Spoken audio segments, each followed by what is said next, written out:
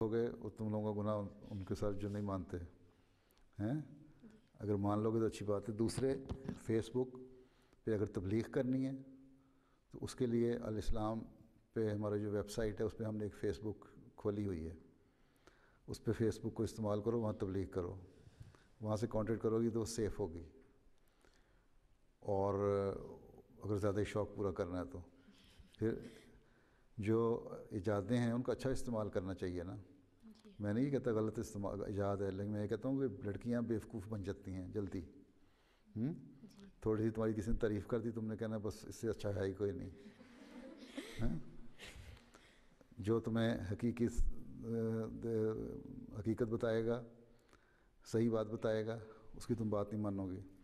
ایک عمر کے بعد اگر اماں ابا تمہیں کہتے ہیں کہ یہ باتیں کرو یہ نہ کرو، تم لوگ کہتے ہو جرمنی میں ہم رہ رہے ہیں، یہاں پڑھ رہے ہیں، ہمیں پتہ ہے، ہم نے تعلیم آپ سے زیادہ پڑھی ہوئی ہے، آپ گاؤں سے اٹھ کے آ گئے ہیں، ہمیں تنصیحیں کر رہے ہیں۔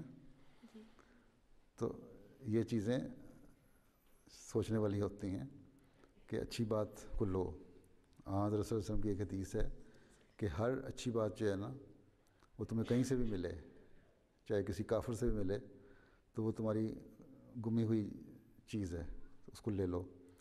اور اس کا مطلب ہے اچھی بات لینا تو کوئی برائی نہیں، ہر ایک سے مل سکتی ہے، لیکن ہر چیز جو ہے ان لوگوں کی پیدا کی ہوئی ایجادیں جو ہیں وہ اچھی نہیں ہیں۔ پھر بعض چیزوں کا اچھا استعمال ہے، جس طرح میں نے کہا فیس بک کا استعمال جو ہم نے شوق پورا کرنے کے لیے ایسے لوگوں کا الاسلام پہ دے دیے، اس پہ چلے جاؤ، وہاں فیس بک استعمال کر لو۔ باقی جو نہیں کرتی وہ ان میں سے بہت ساری ہیں، بعد میں پھر کئی روتے روتے پھر مجھے خط بھی لکھتی ہیں کہ ہم میرے سے غلطی ہو گئی اور ہمیں بعض جگہ ٹریپ کر لیا۔ ٹھیک ہے، بلکہ جس نے فیس بک بنائی ہے نا اس نے تو یہ لکھا ہے، اس کا ایک اتنا بڑا 25 صفحوں کی اس کی رپورٹ ہے، بلندہ ہے۔ اس نے لکھا ہے کہ میں نے بنائی اس لیے ہے کہ ہر شخص جو ہے دنیا میں رہنے والا، جو بھی میرا ممبر بنے فیس بک کا، اس کو میں ننگا کر کے دنیا کے سامنے پیش کر دوں۔ اب یہ سوچ لو، یہ اس کی سوچ ہے کہ احمدی لڑکی کو ننگا ہونا چاہے گی؟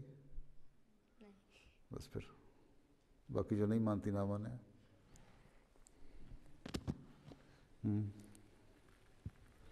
جی پیارے حضور، جب آپ اپنی زندگی وقف کر کے دوسرے ملکوں میں گئے تھے تو کیا آپ نے کوئی ایسا مشکل وقت گزارا جس سے آپ ہمیں کوئی نصیحت دے سکیں؟ میں تو مرد تھا اور وقف زندگی تھا، اور اس لیے مشکل وقت اس زمانے میں جہاں میں تھا، مثلا پہلی دفعہ جب میں گیا ہوں جہاں 2 سال ایک جگہ میں رہا ہوں، ایک گاؤں تھا جس میں سارے افریقن تھے اور کوئی افریقن احمدی بھی نہیں تھا۔ میں اکیلا رہا، پھر میں نے ایک افریقن لڑکے کو دوسرے شہر سے لا کے وہاں رکھا، اسکول میں داخل کروایا، پھر آ جاتا تھا جب تک میری فیملی ساتھ نہیں آ گئی۔ تو بعض سختیاں بھی برداشت کرنی پڑتی تھیں، خود ہی کھانا پکانا پڑتا تھا، مجھے روٹی نہیں پکانی آتی تھی۔ پھر اسی بہانے میں نے اپنے 70 میل پہ ایک شہر میں ہمارے ایک مربی صاحب ہوتے تھے، انہوں نے کہیں سے روٹی پکانی سیکھ لی تھی، ان سے پھر میں نے روٹی پکانی سیکھی، پھلکا۔ پھر رات کے وقت شام کو پھلکا پکا کے تو سارڈین کا ٹن جو ہوتا ہے نا، اس سے کھول کے تو میں کھانا کھا لیا کرتا تھا، یہی عموماً۔ اور صبح ناشتہ کر لیتا تھا، صبح اور شام 2 وقت کھانے ہوتے تھے۔ تو سختیاں جھیلنی پڑتی ہیں وقف میں رہ کے۔ وہاں عیسائی مشن بھی تھا کیتھولک کا، اور ان کا اور جس جگہ میں تھا اس جگہ بجلی بھی نہیں تھی، یا کہ چھوٹا گیس لیمپ تھا یا کیروسین لیمپ، وہی رات کو جلا لیا کرتے تھے۔ اور پھر بس نہ کوئی ٹی وی نہ کچھ اور، تھوڑی سی ریڈیو پہ خبریں سنی اور سو گئے۔ جب کہ کیتھولک مشن ساتھ ہی تھا ہمارے، وہ لوگ امیر لوگ تھے، بڑے بڑے جنریٹر ان کے لگے ہوئے تھے، لائٹیں لگی ہوئی ہیں، موٹر سائیکلیں کاریں ہر وقت باہر کھڑی تھیں ان کے، اور ہم بسوں پہ بھی سفر کرنا پڑتا تھا۔ تو وقف زندگی جو ہے، لیکن کبھی یہ خیال نہیں آیا کہ کہ کس مصیبت میں پھنس گیا ہوں میں. وقف زندگی کو پتہ ہونا چاہیے کہ میں وقف زندگی ہوں اور میں نے اب ہر قربانی دینی ہے.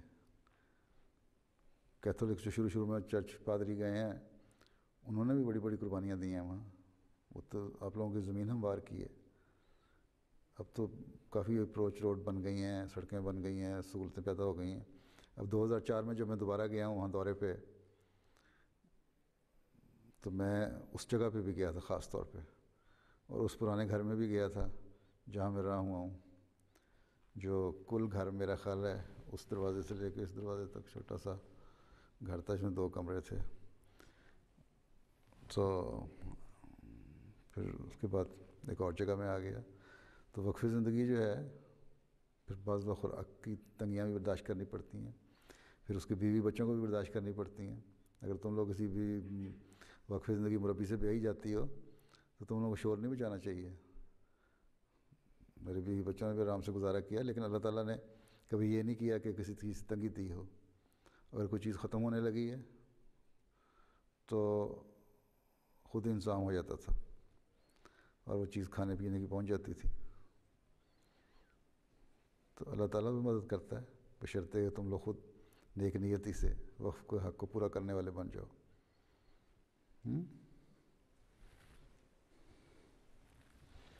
حضور میں نے عائشہ اکیڈمی کے بارے میں سنا ہے جو پیس ولیج میں اس سال